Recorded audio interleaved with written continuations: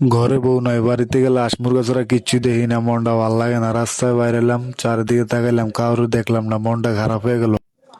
অস্তে রাস্তার পাশে মুততে বইয়া বললাম, মুততে আছি, হঠাৎ উঠে হারাইলাম, হঠাৎ আবার মনটা খারাপ হয়ে গেল, আবার মুততে বইয়া বললাম। হঠাৎ একটু সামনে গেছি, লাদেন কাকার লগে দেখা গেল। লাদেন কাকার কইলাম চোখ লাল কিসে, আলাই কয় ফিনিগের বিশ্বে। वो अलग ही लेवल का बंदा था। হঠাৎ দোকানের কাছে দুজন লোক দেখতে পেলাম। কি এ দেখি কলা বিজ্ঞানী। তাদের সাথে হ্যান্ডশেক করলাম, দেশের পারমাণবিক বোমা সম্পর্কে আলাপ আলোচনা করলাম। তারা বলল খুব দেরি না, 2030-এর মধ্যেই দেশে পারমাণবিক বোমা এসে পৌঁছাবে।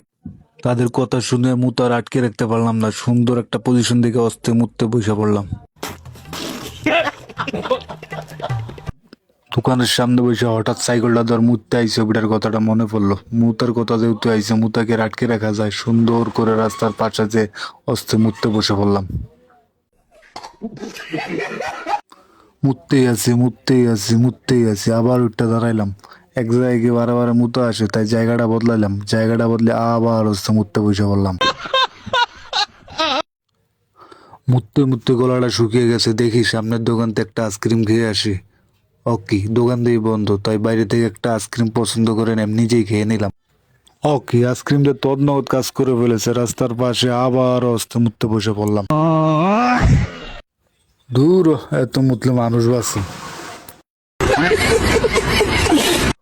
হঠাৎ এলাকায় শিল্পপতির লোক দেখা গেলো। এদের কইলাম কি ও আপনি দেখানো মরেন না? কয়ে এই যে ওষুধ আনছি, কালকে তো দেওয়া হইব না। আমি কইলাম ঠিক আছে, আল্লাহ ব্যস্ত নসিব করুক।